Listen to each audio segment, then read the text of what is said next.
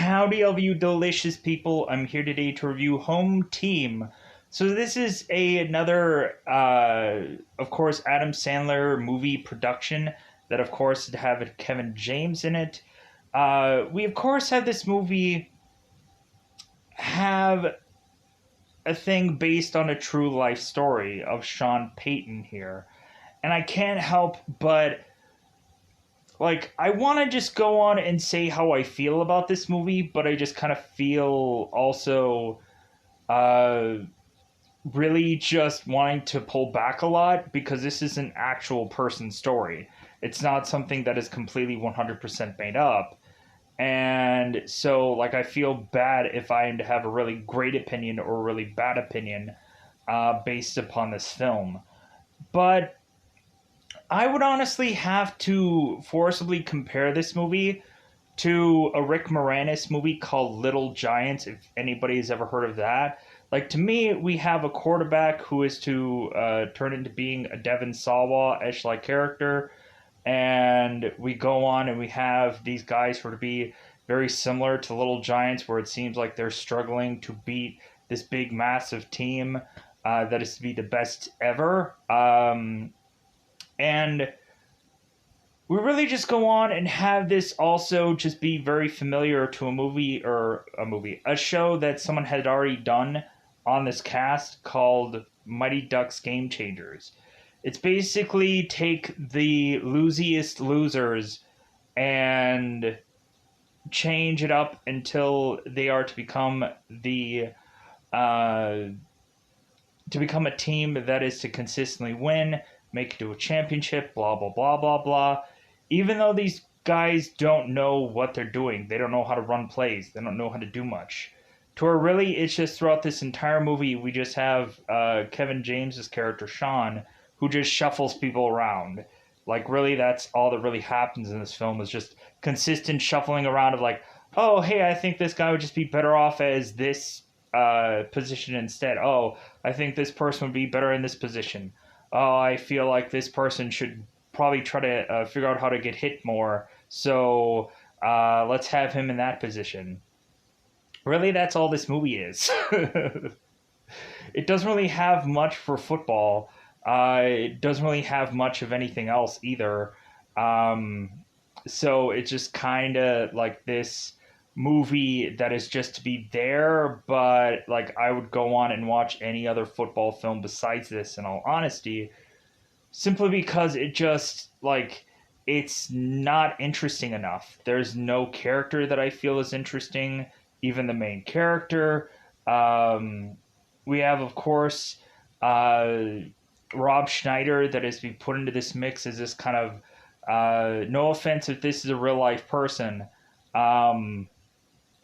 But we have this character who is Jamie, who is to be this kind of meditating guru guy that is to go on and try to make this this certain kind of food and stuff like that to try to help out his team.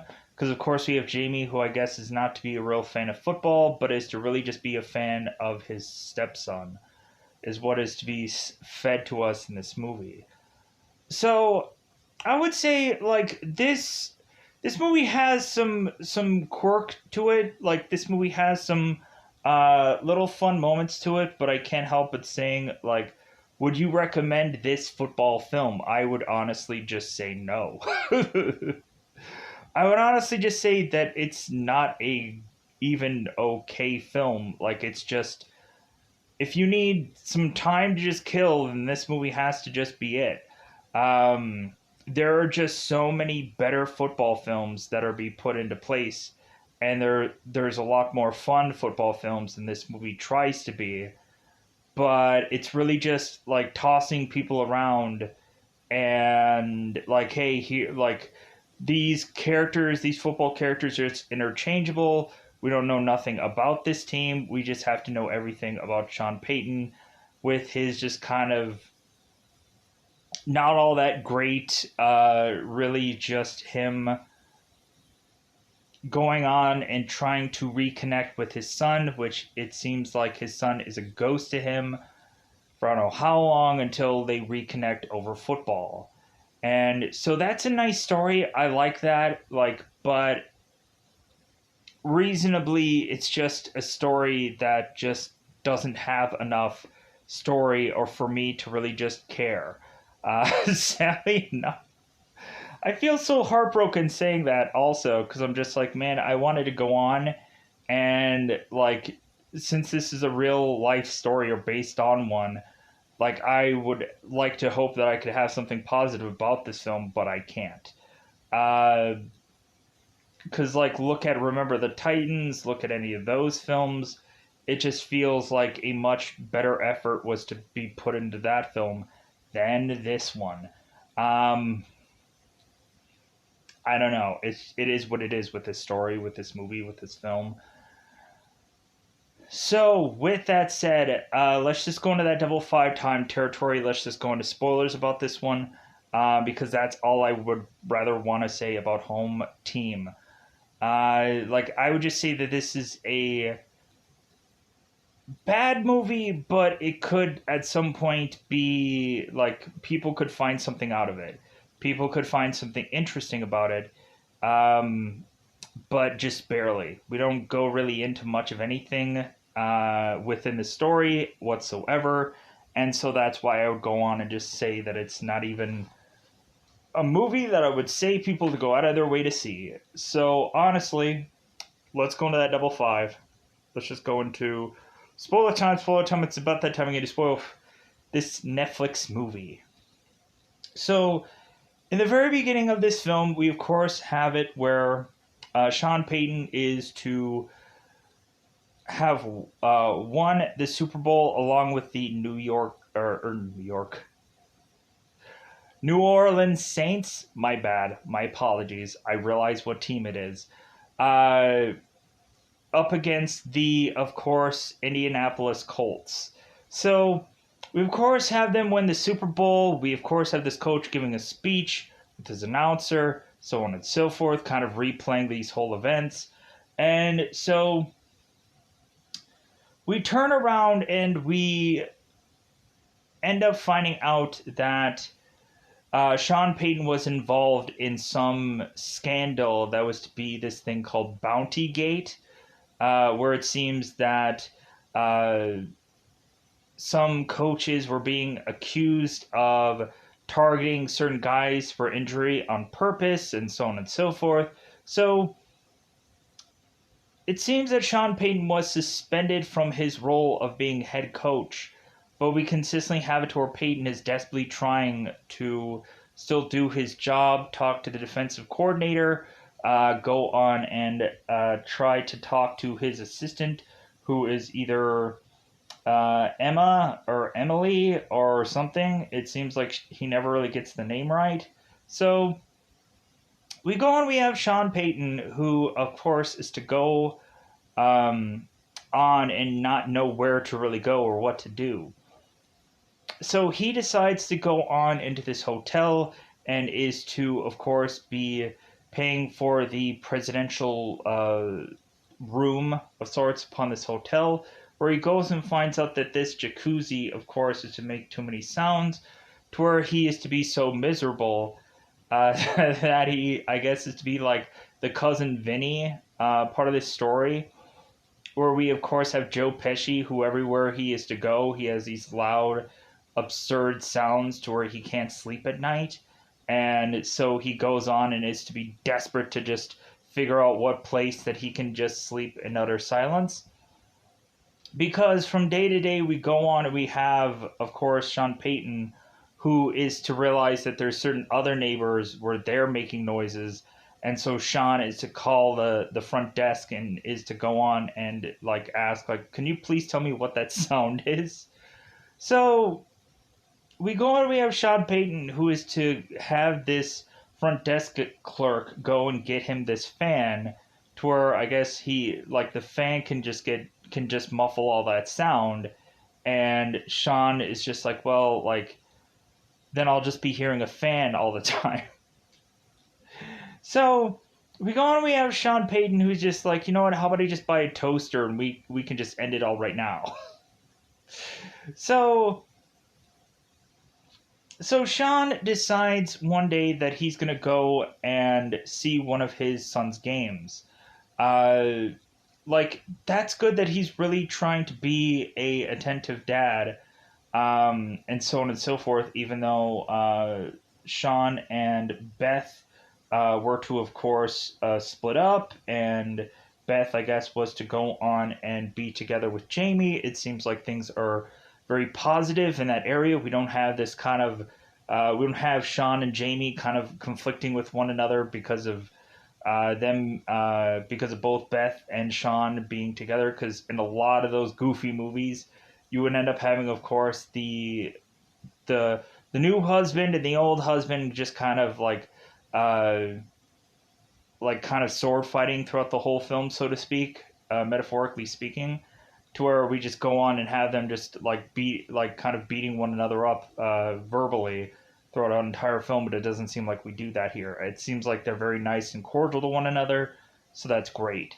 So we go on and we have Sean who's talking to Beth and Jamie at this football game, and so we go on, and of course we have Sean that is just happy that Beth was to go on and find some other man that of course can share a snuggie with. It seems that Jamie is to have some kind of trail mix, and when Jamie is to shake the hand of Sean, all of a sudden he has chocolate all over his hand. Really, I'm not quite sure if they had to invent Jamie's character, because in a lot of Adam Sandler movies they go on and they invent these characters that would be so goofy and so odd. Like we have Rob Schneider that goes on and tells you through a lot of the Adam Sandler movies that they would go on and forcibly invent some character just by winging it with Adam, just kind of figuring out what they can do here. And so a lot of Adam Sandler movies, they wing a lot of stuff, and they have to go on and just create some kind of role for one of their friends so that way they can just continue to make money. So I'm hoping that this isn't the case because it's supposedly based on true story. Um, but really looking at it, there's a number of just times. If you go through Rob Schneider's GQ, where he goes and talks about the most iconic characters that he's ever played, he would go on and confess that Adam and him would just kind of go and theory craft what exactly Rob Schneider is going to be doing uh, at the last minute for any number of films that he's just involved in. So, moving on. So we of course have Sean who is watching this football game, and it seems that his son's team, who of course his son is to be Connor, seems to be having a blowout on the opposite end of things, 0-40. It seems that any time in a scoreboard somebody's to score 40 points ahead of somebody, it seems that the stadium, wherever they're at, is to just save the electricity, to no longer add any more things onto the scoreboard because it's just a waste of time to have it be that this team is going to come back and beat anybody at some point. So we go on and we have it to where Sean is to be fairly interested in his son's football team. And so we go on and we just continue to have Sean, who's kind of watching over his son's football team. And he's starting to see some potential in certain characters, but really there is some rough things going on here. We're watching as really just Troy is trying to be this coach, but it just seems like there's problems there. It just seems that there is to be a guy that is trying to figure out what the heck he's trying to do here. Because it's Little League, there isn't a big massive thing of pressure to oh my god, I have to come up with this big massive strategy and beat everybody. And no, it's just hey, let's try to do our best, let's have fun, because that's what Troy kind of brings to the table. So we of course have Sean, who's trying to figure out like how things are really going with his son's team, finding out through teammates who certain people are, like going on and finding that Mitch Bazone is to of course be this guy who is to have lost the ability to drive because I guess he is such a drunk that uh, it seems that he bikes to and from wherever they're going. So,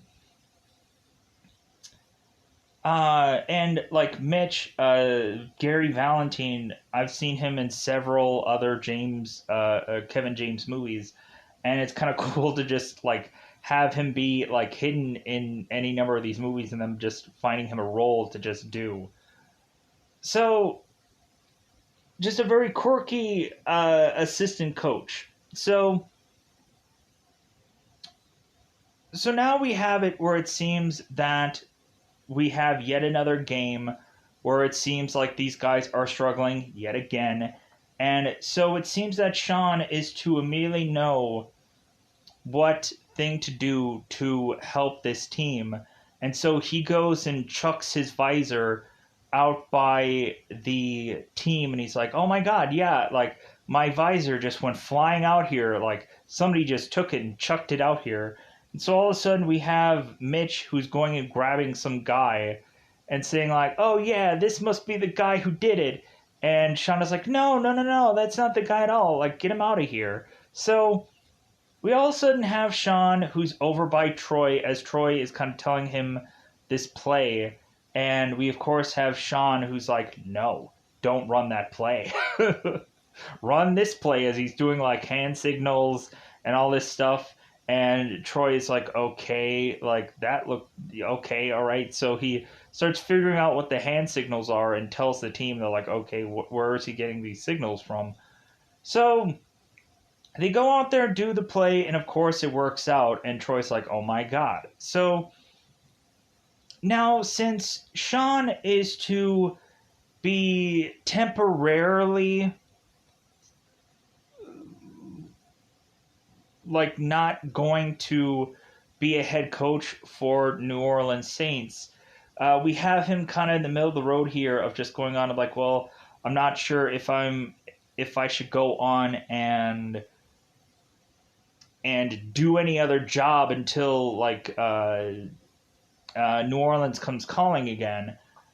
And so, because we have him kind of going on and trying to appeal what he had been accused of. And so it seems like there's quite a bit of process there. So we go and we have Troy who's asking Sean, it's like, well, you know what, I'm kind of interested in kind of giving you a whistle so you can kind of guide me and help out this team. And so Sean is just like, well, you know what, there might be something interesting in that. But let me pause here for 1 second. All right. So we have Sean that is to just like, you know what, like I really want to do something, and I think his main motivation is to be able to connect with his son. So we go on and we have them to have Sean start making up all these plays and all these playbooks to all hand out to all these team members. And so it seems that Sean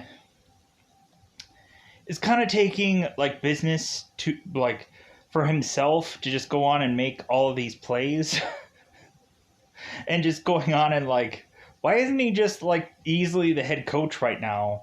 Because it seems like he's being like the secondary assistant coach, but like it seems like he's just taking over and just saying like, hey, here's all the plays.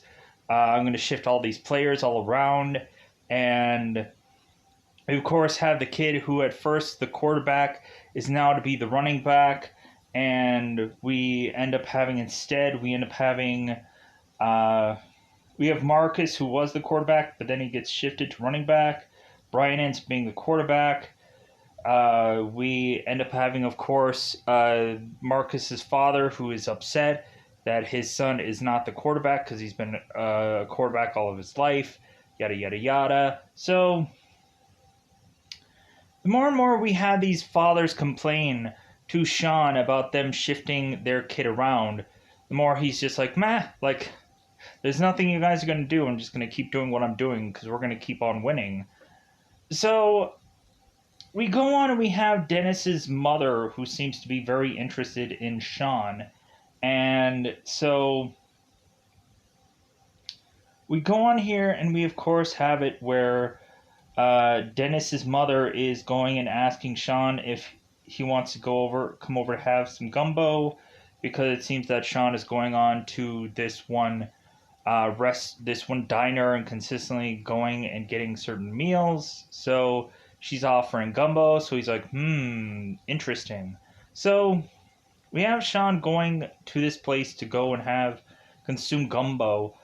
And so at one point we have Dennis, who is to kind of hear about his whole this whole thing that he is with the NFL, and it seems that things aren't quite going his way.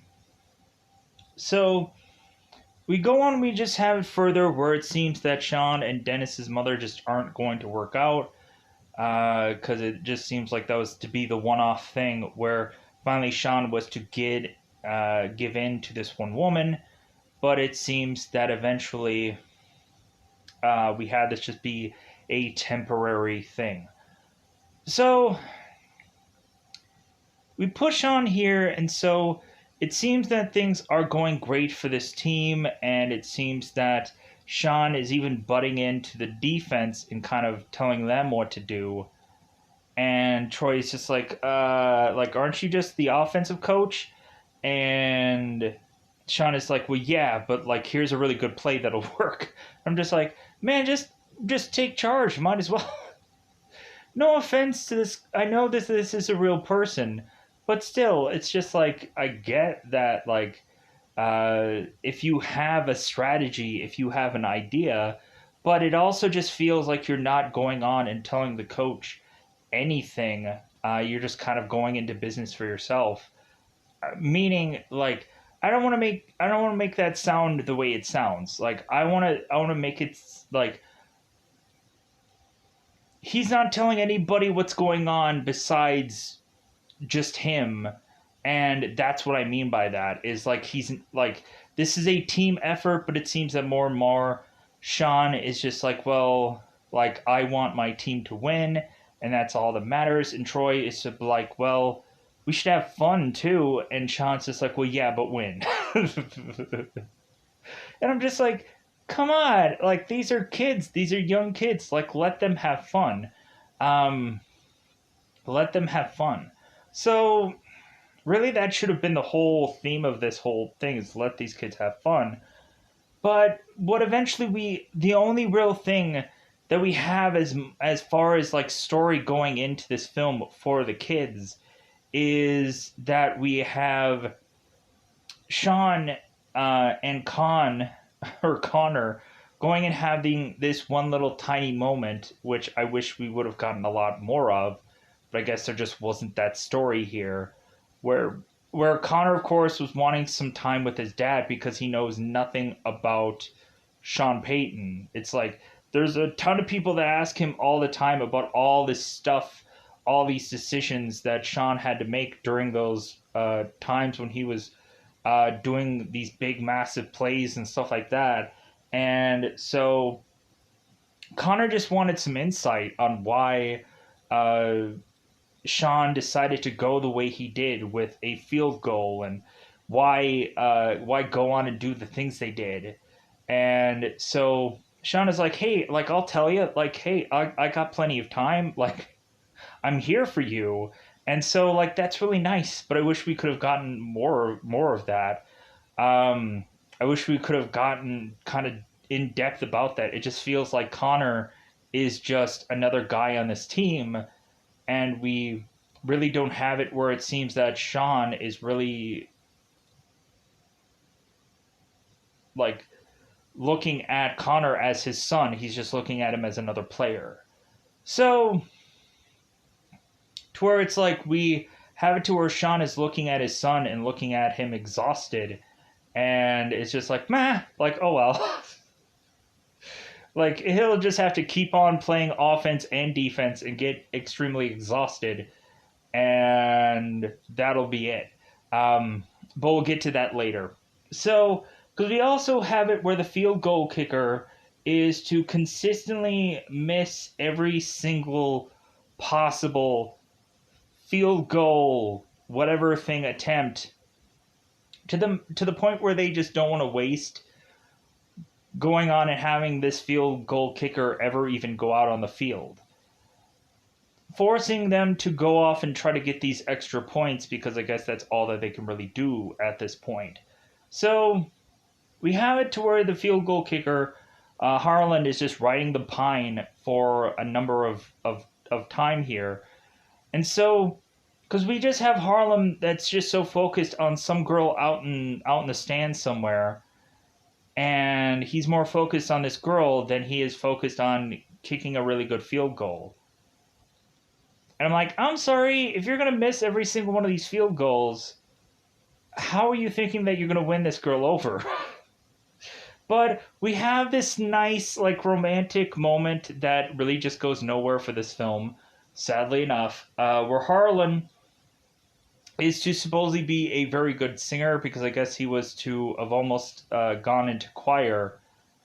And so we go on and we have, weirdly, Harlan and all these football players going in front of some strange woman's house, going and singing "We Are Young" by some band, I don't remember. I don't know their names, I'm sorry. I just know that "We Are Young, set the world on fire," because copyrights. Heaven forbid we sing a song that is to be perfectly whatever. But anyways, so Harlan's singing this song, and then we have later the rest of the football team who's chiming in because they need more lines in this film. So that's the only real thing that the football players do in this whole entire film, because it's the Sean Payton story. And I don't even know if this story is even true of what they really did here, or like, I'm kind of wondering how much of this story is actually true based on how much they made up for this movie. Because like, good for this field goal kicker to go on and like seemingly have it be more important that he's going to get some girl's attention than win a football game. But still, like, we go on and we have it where, unfortunately, these guys are all singing to the wrong neighbor, and it seems that the actual house is to be across the street. We find out accidentally that one of these lanterns that I guess was from one of Mitch's weddings was to go on and accidentally burn down this tree, which I guess will also ruin this car. And so we have it where Harlan's girlfriend's mother is like, hey, like, I guess I lose a car, but I guess I can just drive, or I guess I can just walk to work. Weirdly enough, we have it to where the Porcupines head coach, who I'm trying to go and find to see where I can see him as, he's just called the Porcupines coach. Son of a Mustafa. A lot of people probably know him as the Old Spice guy. I've seen him actually in a number of like actual real spots. Like, I've seen him in, of course, Michael Rosenbaum's Inside of You, where I've kind of seen like another side of that guy. Besides him just being the Old Spice guy, like, it's kind of really interesting to have him go on and talk about certain shows and stuff like that. I've seen him on, of course, Back in the Day also, which is kind of interesting to just kind of see him doing some other kind of just really fun role. And, of course, he was in It Chapter 2 also. But, yeah, so we have, like, of course, the Porcupine coach, who is really just being this a-hole of a coach. And because, of course, we have this guy who consistently wins, and like, and he's just, it seems that his team is just to be set up so much better than I guess anyone else is. So we go on and we have at first, where even with Sean Payton being at this, leading this team, we still have it where the Porcupines team is just better, just like bigger, just like to where it's like, man, like this is rough. We go on and we have them tossing out jokes where it's supposedly like, man, like are these guys even old enough to play against these kids? Like, is one of them even like? It looks like one of them already has had a kid at some point. Like they look so much older than the team, and so we go on here and have these guys get whooped, and it's at the worst possible time because Sean Payton is going through some news reporters trying to cover what is going on with this this scandal, and so they're also covering him being a coach of this one team where they just so happen to be losing at that one time. So we go on and we have it to where after they lose, we of course have Sean who's going on and telling these guys like, well, hey, like we're going to go on and take these guys on again and we're going to beat them the next time around. And they're like, huh? Like the only way we're going to be able to do that is to make it to the championship, and so that means we have to win every single rest of our games. And Sean's like, exactly. That's what we're going to do. We're going to go on and beat these guys all over again once we get to this championship. So now the goal is for them to go on and make it to this championship game. So fast forward on to eventually having it where, of course, Jamie is to go on and make these super logs. And I'm like, why is it in every Kevin James movie does somebody have to be barfing in it now? Is that just the weird thing now? Because I'm sorry, we had it to where Here Comes the Boom, where of course we have Kevin James who's going on and like barfing on that one other MMA fighter, and that ends up going on as a viral thing. Now we have it, of course, in this movie where we're going to have every single one of these team members all barf and projectile vomit like they're exorcists. And we're going to have it at one point where the referee is going to want to call it because it's like, hey, all these kids are barfing. Like, I don't know what thing that is, but I feel like we're going to have to forfeit this game because obviously your kids are, like, sick or something. So we go on and we use these kids being, like, we use these kids barfing as a way for them to win this game. And so as they're barfing it out and they're tossing the ball and somebody else is catching it and they're barfing away, we go on and we easily have these guys who go on and make it to the touchdown and win this game simply because they're barfing it out.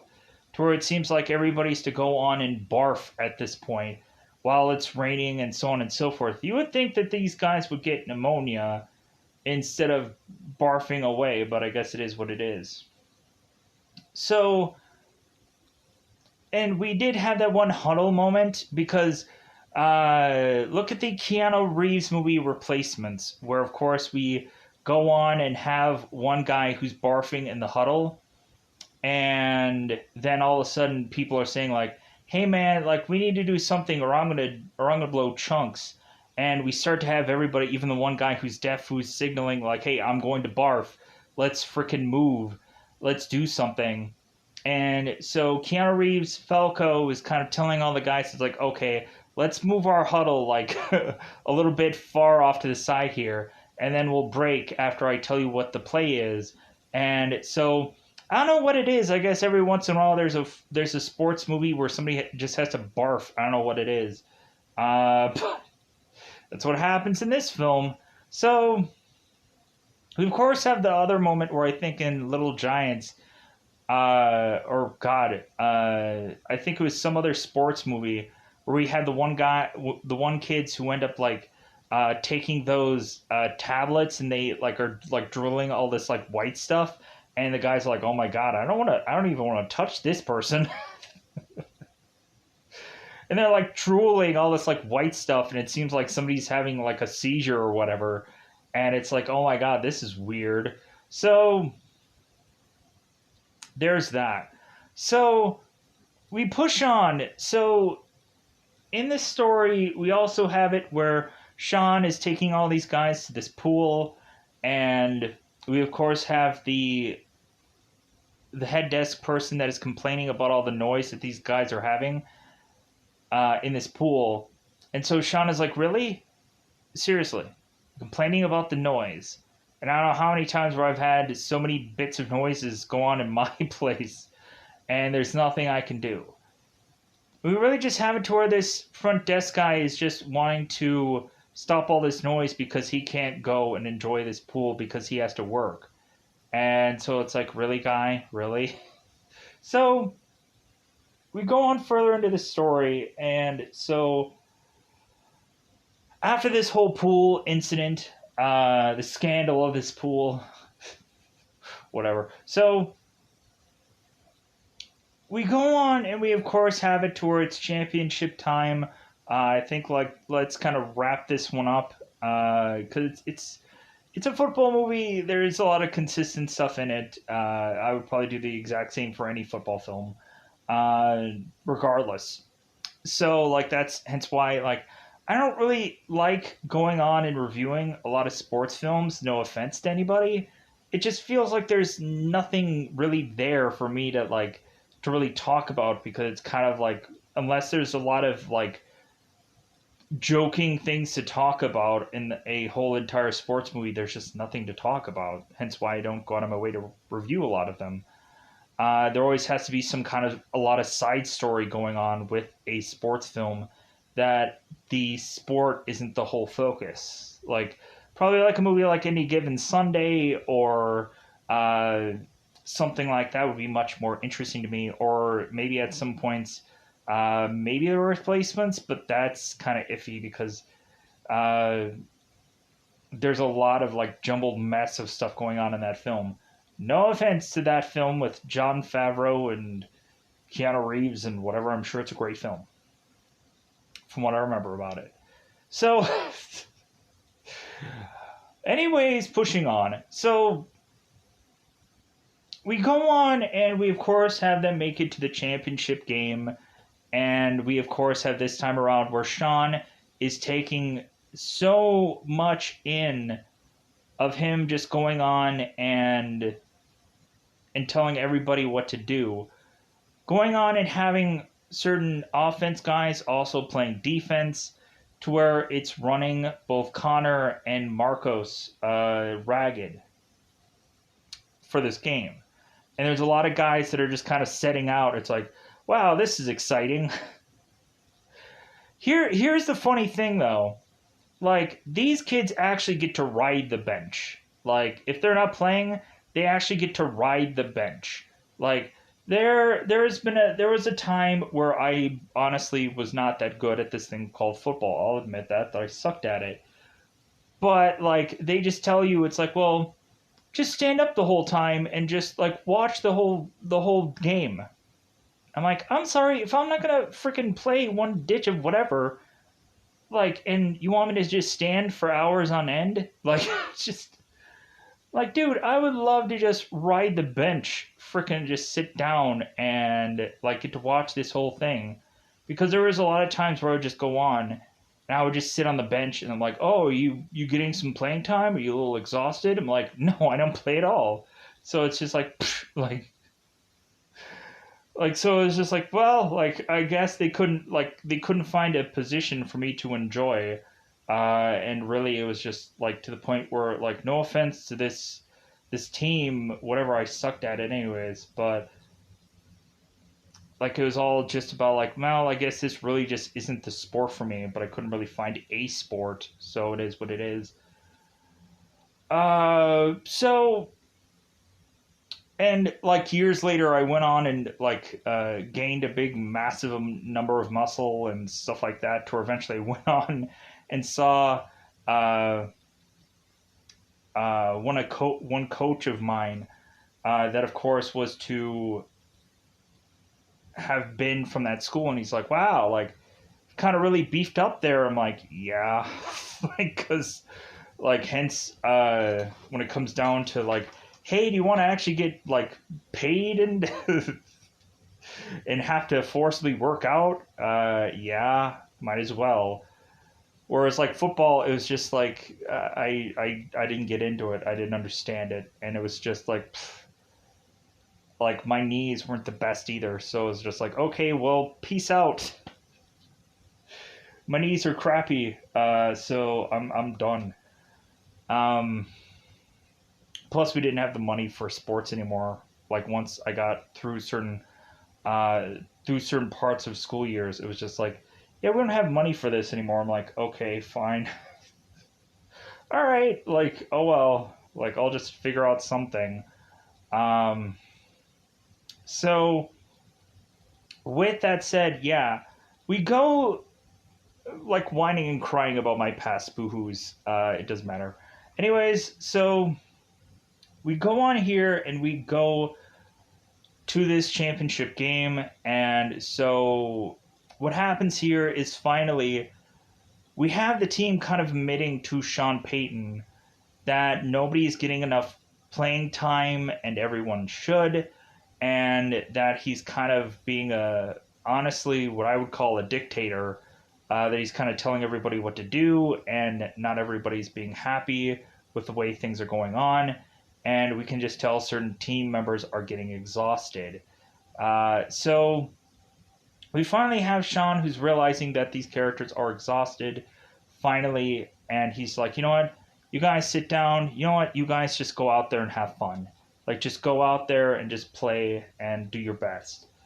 So, after the guys are just so excited just about getting playing time, they're like, oh my god, I'm just so excited.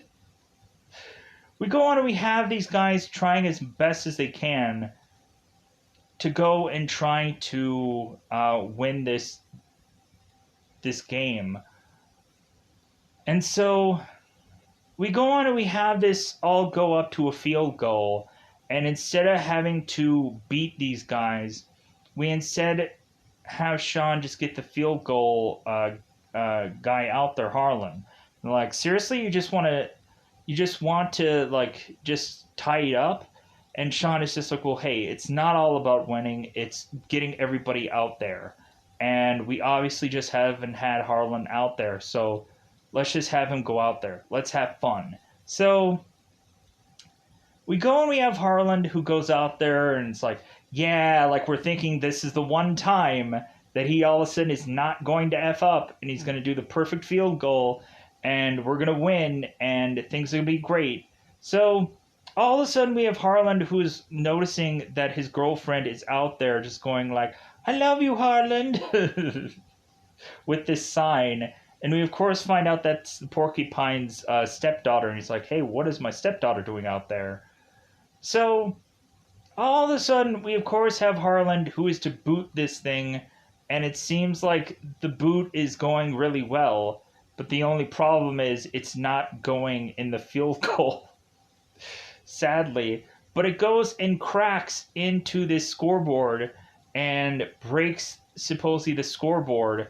And they're like, oh my god, what a great finish to this game, even though we lost.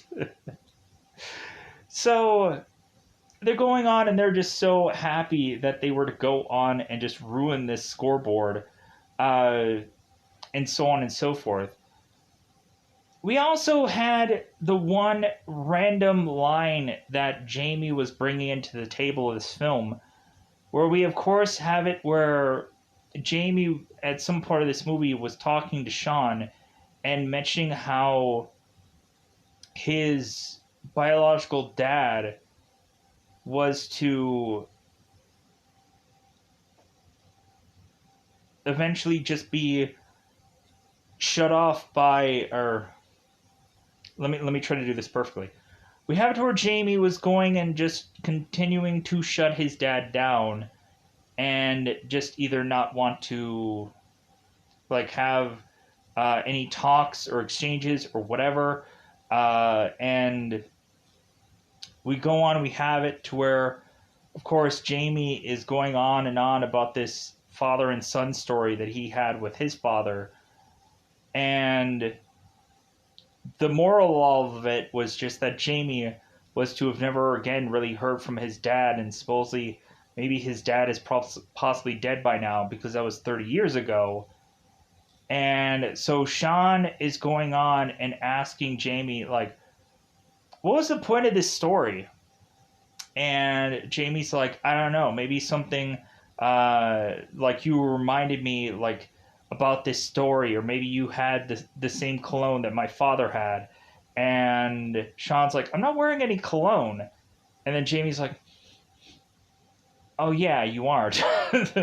Like, I'm sorry, I don't know how that story just came out of nowhere. And I'm like, okay, that just is random. Kind of like the one time where Jamie was trying to go on and have some meditation time with Connor, and Jamie was going on and just saying like, hey, like, me and you can meditate and share stories and stuff like that. Like, I can go on and I can tell you about the time that I was with numerous women and all this stuff, and we just have it to where, of course, Connor's like, whoa, whoa, whoa. Or no, wait, we have Connor's mother who's like, whoa, hey, he doesn't need to hear that story. Like, he's not old enough to quite hear that story yet. And it's like, yeah, every once in a while you end up getting that kind of story uh, from your parents, or eventually any like relative that has to go on and just have that kind of story. I'm like, why did I need to hear this? Why did I need to really hear this story? Was it really all that important? No. Did it make sense to whatever was going on with anything? No. It's great that I had to hear this story that I would immediately just want to pluck out of my brain and never remember again. But thanks for that kind of story that I had to just be forced to like listen or witness to. Um, but I could care less. Sadly enough. But we go on, and of course, we have it where at the end of this movie, we go on and we have Sean, who is to make it back to be working with of course, New York, New Orleans Saints. Good God, why can't I get this team right? Probably because I would love to just have a New York Jets movie. But there isn't much of any of that. Well, there's no, that's the Eagles movie. I was thinking of like the Mark Wahlberg thing, but that's Eagles. We had the American underdog story, which was Kurt Warner, and so that's Rams. So, anyways, a lot of football stories just being tossed out there right now. I don't know why, but like we just have them being tossed around. So we go on and we have Peyton who's talking again to his assistant that he still doesn't know her name, and we had one funny moment also in this movie where Sean was going and talking to um, some other pro football coach. Heaven forbid I know what his name is, and because heaven forbid I know anything about football. We go on and we have him say like, "Hey, I'll go and I'll help you out because I used to work with the Pittsburgh Steelers, and like if anything, like if you go on and you lose this game that you're going on and doing, like don't tell anybody that I was ever to help you." But we go on and we still have it where like we have this part in this film. So but yeah, so we go on and we of course have it where Sean is to eventually be going and talking on to some random janitor that of course there's a real reason why he's talking to this random janitor, saying like, hey, it's great to have you back, because we end up finding that that the person that he's talking to at the end of this movie is really Sean Payton. And I'm like, wow, that's nice. I like that in movies where you actually have the legitimate person in the movie somewhere, and they're to have maybe like this one liner or some little something, but it's kind of fun always having that in a film.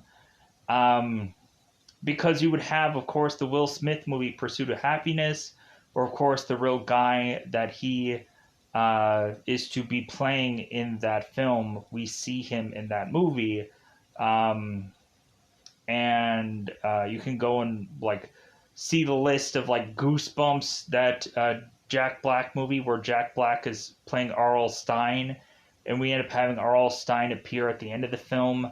It's that all over again, where we go and we whoever the real person is in somewhere in the background and we don't realize it until we go like, oh, let's go and let's pause this for a quick brief time and realize like, oh, that's the real so and so character. Great.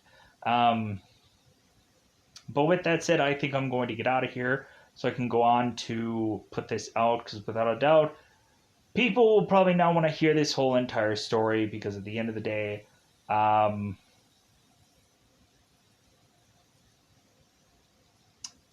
people will just be like, oh, he didn't like it.